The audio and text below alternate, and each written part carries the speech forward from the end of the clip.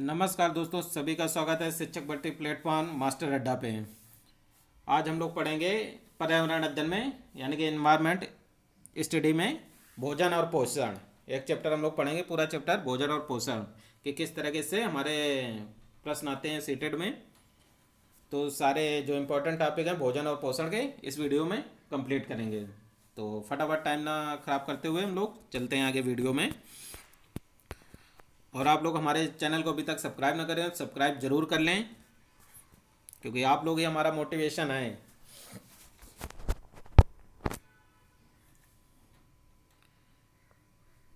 अब बात करते हैं भोजन और पोषण की, यानी कि फूड और न्यूट्रिशन। क्या होता है फूड, क्या होता है हमारा न्यूट्रिशन।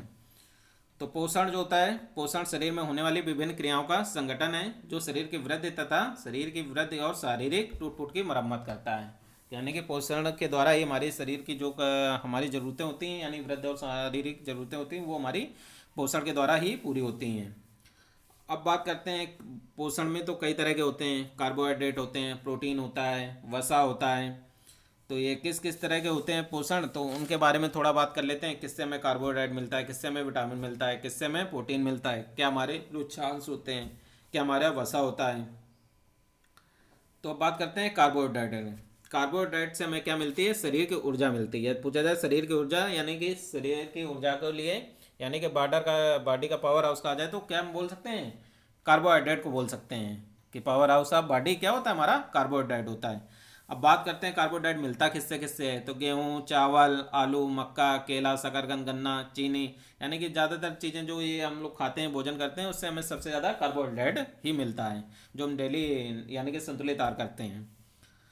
अब बात करते हैं प्रोटीन से कि प्रोटीन से क्या होता है हमारा। तो प्रोटीन से क्या होता है, प्रोटीन की हमारी शरीर की वृद्धि और कोशिकाओं की जो यानी सेल्स होते हैं, सेल्स के लिए हमारा प्रोटीन जरूरी होता है। तो शरीर की वृद्धि के लिए हमारा प्रोटीन जरूरी होता है। तो ये प्रोटीन मिलता है किससे, हमारा दूध, मीट, अंडा, दालें, सोयाबीन, मटर, पनीर। तो ये सब एग्जांपल हमारे किसके हो गए, प्रोटीन से, कि इनमें प्रचुर मात्रा में प्रोटीन पाया जाता है। यानी कि दूध हुआ या मीट हुआ या अंडा हुआ, दालें हुआ, सोयाबीन हुआ, मटर हुआ, पनीर। सोयाबीन में बहुत ज़्यादा प्रोटीन पाया जाता है, यानी वेज में की बात करें तो सबसे ज़्यादा सोयाबीन में ही प्रोटीन पाया जाता है।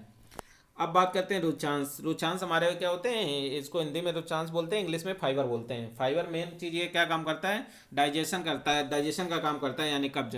तो जो हमारे पेट में चीज़ें होती हैं कि खाते हैं हम, उसको डाइजेस्ट करने का काम हमारे फाइबर करते हैं। कि जब बोलते हैं कि किसी का डाइजेशन सिस्टम खराब होता है तो फाइबर चीज़ें, डॉक्टर बोलता है कि रुचांश यानी फाइबर वाली चीज़ें ज़्यादा खाइए, जिससे पेट आपका संतुलित रहे।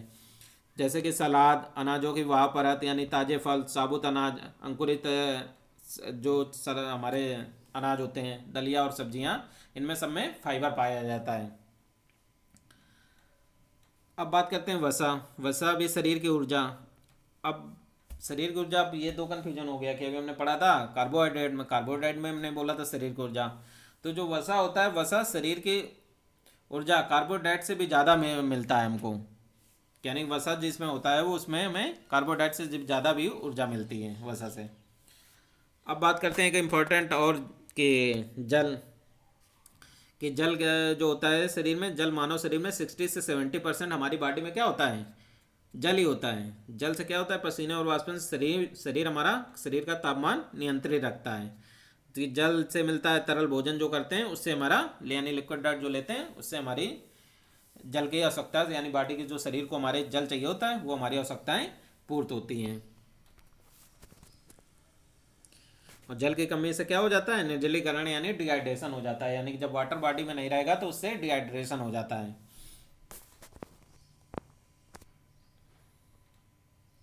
अब ये जो स्क्रीन है, इसके चाहो तो आप स्क्रीन शॉट ले लो, यहाँ से ये क्वेश्चन हर बार पूछा जाता है। विटामिन की बात करते हैं तो विटामिन हमारे क्या होते हैं, ABCDE होते हैं। तो विटामिन, अब पूछा क्वेश्चन ये जाता है, एक तो जल में घुलनशील विटामिन या वसा में घुलनशील। तो वसा में जो हमारे घुलनशील विटामिन होते हैं वो ADE होते हैं, और जल में घुलनशील होते हैं BC। जल में घुलनशील हमारे BC, यानी ABCDE लिखोगे तो B और C निकाल दो, तो ये हमारे हो गए जल में घुलनशील। बाकी जो हमारे चार बचे वो हमारे किस में हो जाते हैं, वसा में घुलनशील हो जाते हैं। तो अब ए की बात करते हैं, ए विटामिन यानी कि जब वसा में घुलनशील के चारों विटामिन की बात कर लेते हैं। ए का इसका वैज्ञानिक नाम रेटिनाल हो जाता है, और इससे रोग कौन सा हो जाता है, रतौंधी। तो रतौंधी यदि कुछ से पूछा जाए तो आपका पूछा जाएगा तो विटामिन उसमें कौन सा हो जाएगा, ए हो जाएगा। अब डी की बात करें तो डी का नाम हो जाएगा साइंटिफिक नाम कैल्सीफोराल। और इससे क्या, इसके कमी से क्या होता है, हड्डियों एवं दांतों के रोग हो जाते हैं। बच्चों में जो छोटे बच्चे होते हैं उसमें रिकेट्स रोग हो जाता है। और विटामिन डी हमें मिलता क्या है, सूर्य की किरणों से मिलता है, कि जो सुबह की सूर्य की किरणें होते हैं उससे हमको विटामिन डी मिलता है। ई की बात करें तो ई हमारा क्या हो जाता है, टोकोफेराल हो जाएगा। के की बात करें तो नेप्थोक्विनोन हो जाता है इसका नाम। ई हमारा टोकोफेराल हो गया, के हमारा नेप्थोक्विनोन हो गया, ए हमारा रेटिनाल हो गया, उससे रतौंधी होता है, डी से हमारे बच्चों के लिए रिकेट्स रोग हो जाते हैं, और ये हड्डियां दांतों के कमजोरी में हो जाते हैं। और डी मिलता कहाँ से है तो हम बात करें, डी हमें सूर्य की रोशनी से मिलता है। सुबह की जो सूर्य की किरणें होती हैं तो उससे हमको विटामिन डी मिलता है। अब बात कर लेते हैं बी और सी की। बी और सी हमारे जो होते हैं, बी के तो बहुत सारे विटामिन होते हैं, बी 1 से लगा के बी 12 तक, लेकिन हम इंपॉर्टेंट बी 1 और बी 2 जानेंगे कि क्या होते हैं। बी 1 हमारा थायमाइन होता है, यानी बी 1 से हमारी इसकी यदि इसकी कमी हो जाती है तो हमारा रोग कौन सा हो जाता है, बेरी बेरी हो जाता है। बी 2 का नाम हमारा नाम बस याद रखेंगे, राइबोफ्लेविन नाम है इसका।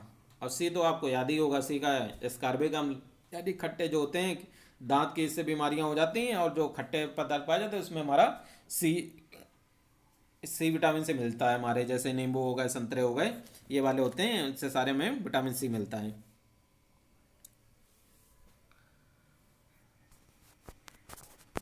अब बात करते हैं शरीर के उत्सर्जन से जो अपशिष्ट पदार्थ निकलते हैं, उत्सर्जन यानी कि बाहर चीज़ें निकाली जाती हैं, तो उत्सर्जन क्रिया होती है, शरीर से अपशिष्ट पदार्थ बाहर निकाले जाते हैं। तो कौन सा शरीर का कौन पार्ट किस पार्ट के लिए काम आता है उत्सर्जन में, तो वृक्क गुर्दा से क्या होता है, यूरिया का हमारा उत्सर्जन जो शरीर में बनती है वो निकल जाती है, यूरिया का निष्कासन हो जाता है। जो त्वचा होती है, त्वचा से हमारा क्या पसीना निकलता है, कि जो हमारा क्षेत्र होते हैं, रोम क्षेत्र से हमारा पसीना निकल जाता है। जब गर्मी ज़्यादा लगती है तो त्वचा के छेदों से हमारा क्या पसीना निकलता है। इसी तरह फेफड़ा से हमारा जो CO2 होती है, कार्बन डाइऑक्साइड को रिलीज कर देता है।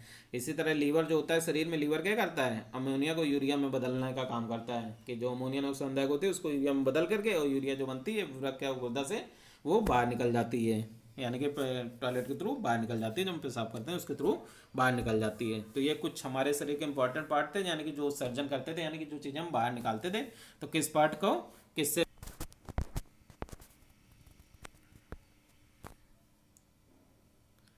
अब बात करते हैं पाश्चुकरण। तो पाश्चुकरण पहले किया किसका जाता है, सबसे पहले वो जान लेते हैं। पाश्चुकरण जो होता है मिल्क का करते हैं, दूध का करते हैं, और जो इसकी खोज करी थी वो हमारी खोज करी थी लुई पाश्चर ने, इसीलिए नाम इसका करण पड़ गया पाश्चुकरण। तो इसकी खोज जो करी थी, इसके जनक जो थे पाश्चुकरण के, लुई पाश्चर थे। करते किसका है, दूध का करते हैं। अब करने का प्रोसेस होता है कि जो दूध होता है हमारा, इसको तो 30 सेकंड बहुत हार्ड करते हैं और 30 सेकंड ही ठंडा करते हैं, यानी कि 30 सेकंड बॉइलिंग टेम्परेचर में ले जाके जाते हैं और फिर 30 सेकंड कूलिंग टेम्परेचर में लेके जाते हैं, यानी कि ट्यूब होती है एक कूलिंग की और एक हार्ड की, तो उससे दूध पास करते हैं। तो पाश्चुकरण जो हमारा पैकेट दूध आता है उसके बाद पाश्चुकृत करके पैकेट में पैक कर दिया जाता है, जिसको हम लोग खाने और पीने के उपयोग में लाते हैं। तो इस क्रिया को पाश्चुकरण क्रिया बोलते हैं। किसके लिए किया जाता है, दूध के लिए किया जाता है, और इसकी खोज किसने करी थी, हमारे लुई पाश्चर ने करी थी, इसलिए इस क्रिया का नाम पाश्चुकरण पड़ा।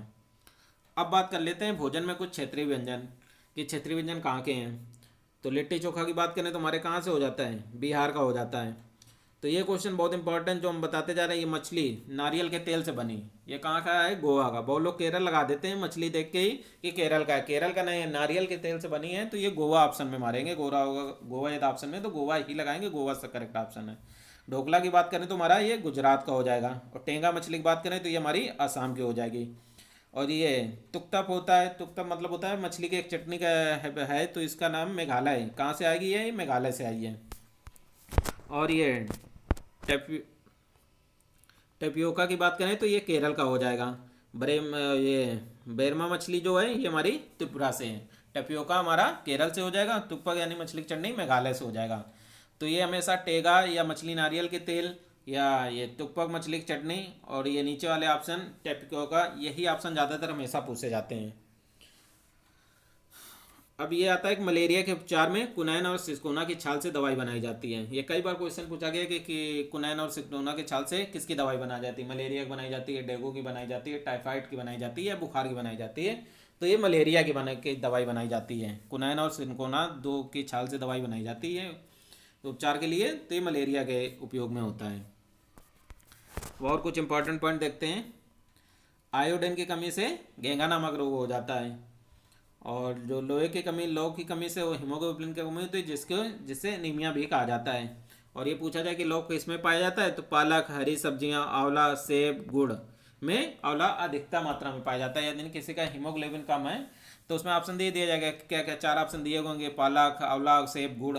किसी में दिया गया होगा सेब, पपीता, इस तरह के चार ऑप्शन दिए गए कि किसमें कौन सा करेक्ट ऑप्शन होगा। तो जिसमें ये जो हमने नीचे लिखे हैं पालक, हरी सब्जियां, आंवला, सेब, गुड़, ये कोई भी मिल जाए तो यही वाला ऑप्शन आपको अधिकता के लिए है, क्योंकि इनमें सबसे अधिकता पाई जाती है। इनसे हीमोग्लोबिन जल्दी बढ़ता है, यानी एनीमिया का मरीज जो होता है वो जल्दी ठीक हो जाता है। तो भोजन में इतना ही है हमारा। मिलते हैं जल्दी नए वीडियो के साथ, और हमारे चैनल को ज़रूर सब्सक्राइब करें आप लोग।